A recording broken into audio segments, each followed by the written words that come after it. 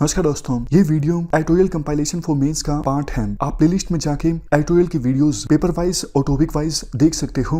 और अगर आप दिसंबर 2019 के बाद की वीडियोस को देखना चाहते हो तो वीडियो के नीचे मौजूद ज्वाइन बटन की सहायता से आप मेंबरशिप को ज्वाइन कर सकते हो। चलिए डिस्कशन स्टार्ट करते हैं। आप जीएस पेपर 2 के इस टॉपिक से आर्टिकल को रिलेट कर सकते हो। क्या कंटेस्ट है? मार्च 2018 में सुप्रीम कोर्ट की एक 2 जजेस की बेंच ने वर्डिक्ट दिया था, जिसमें उन्होंने कहा था SC and ST atrocities act 1989 का काफ़ी ज़्यादा मिसयूज़ होता है, निर्दोष लोगों को अरेस्ट कर लिया जाता है इस एक्ट के अंतर्गत। तो उन्होंने रूल्स में बदलाव किया था। मिसयूज़ को रोकने के लिए उन्होंने नई गाइडलाइंस जारी की थी। 3 मेन पॉइंट्स हैं। फर्स्ट पॉइंट, पहले देखो क्या हुआ करता था कि जिनके खिलाफ इस एक्ट के तहत केस दर्ज होता था उनको एंटीसिपेटरी बेल नहीं मिल सकती थी। सुप्रीम कोर्ट ने अपनी वर्डिक्ट में इस रोक को हटा लिया था। उन्होंने कहा कि जिन लोगों के खिलाफ मामला दर्ज होता है इस एक्ट के तहत उनको भी एंटीसिपेटरी बेल मिल सकती है। दूसरा मेन बदलाव सुप्रीम कोर्ट ने अपने वर्डिक्ट में ये किया था, अगर देखो किसी पब्लिक सर्वेंट के खिलाफ मामला दर्ज होता है तो जो अपॉइंटिंग अथॉरिटी है उस पब्लिक सर्वेंट की उसका अप्रूवल लेना होगा, तभी पब्लिक सर्वेंट को अरेस्ट किया जा सकता है। और अगर देखो दूसरे केसेस की बात करें, जब कोई पर्सन पब्लिक सर्वेंट नहीं है और केस दर्ज हो गया है इस एक्ट के तहत, तो एसपी रैंक का अधिकारी, एसपी रैंक का ऑफिसर होगा, वो अप्रूवल देगा, तभी उस पर्सन को अरेस्ट किया जा सकता है। सबसे लास्ट में तीसरा पॉइंट, सभी कंप्लेंट्स में प्रिलिमिनरी इंक्वायरी जरूरी है, उसके बाद ही कार्रवाई की जा सकती है पुलिस के द्वारा। तो मार्च 2018 में सुप्रीम कोर्ट ने ये 3 बदलाव लाने को कहा था SC and ST atrocities act 1989 के तहत। उसके बाद क्या हुआ, बड़े स्केल पे प्रोटेस्ट स्टार्ट हो गया। 2 बार हड़ताल भी हुई थी और काफ़ी जगह वायलेंस भी हुआ था।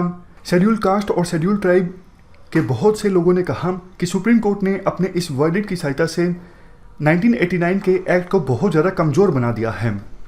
तो अब क्या हुआ है, ये तो हमने पूरा बैकग्राउंड डिस्कस कर लिया। अब देखो सुप्रीम कोर्ट का एक और वर्डिक्ट आया है। सुप्रीम कोर्ट की 3 जजेस की बेंच ने अपने इस वर्डिक्ट को रिकॉल कर लिया है।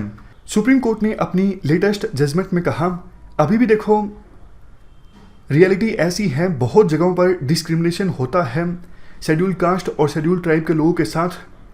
अनटचेबिलिटी को अभी भी प्रैक्टिस किया जाता है बहुत सी जगहों पर, और कई जगहों पर जाति सूचक गालियाँ भी दी जाती हैं। तो अगर हमें इस प्रकार के डिस्क्रिमिनेशन को ख़त्म करना है तो SC and ST atrocities act 1989 को कमज़ोर नहीं किया जा सकता। सरकार को चाहिए कि SC and ST atrocities act 1989 के तहत जो केस दर्ज होते हैं उनमें कन्विक्शन रेट ठीक हो, क्योंकि अभी फ़िलहाल देखो कन्विक्शन रेट इन केसेस में काफ़ी कम होती है। और बहुत से शेड्यूल कास्ट और शेड्यूल ट्राइब के लोग जिनका शोषण होता है उनको तो अवेयरनेस नहीं होती इस एक्ट के बारे में, तो वो अपने अधिकारों का इस्तेमाल नहीं कर पाते। सुप्रीम कोर्ट ने यह भी कहा, मिसयूज जो है वो एक आधार नहीं बन सकता किसी एक्ट को ख़त्म करने का या फिर एक्ट को डाइल्यूट करने का। लास्ट में एक और इम्पोर्टेंट बात, देखो जो मार्च 2018 का सुप्रीम कोर्ट का वर्डिक्ट था, उस वर्डिक्ट के थ्रू सुप्रीम कोर्ट एक प्रकार से लेजिस्लेटिव डोमेन में एंटर कर गया था। मतलब रूल्स में बदलाव करना ये काम पार्लियामेंट का है, लेजिस्लेचर्स का है, ना कि जुडिशरी का। लेकिन मार्च 2018 के वर्डिक्ट में सुप्रीम कोर्ट ने अपनी जुडिक्शन को पार करके लेजिस्लेचर्स के डोमेन में जाके उन्होंने वर्डिक्ट दिया था। इस लिहाज से भी उस वर्डिक्ट में कमी थी और अब 3 जजेस की बेंच ने उस मार्च 2018 के वर्डिक्ट को रिकॉल कर लिया है। तो ये थी हमारी आज की डिस्कशन। क्वेश्चन देख लीजिए जो आपको अटेम्प्ट करना है।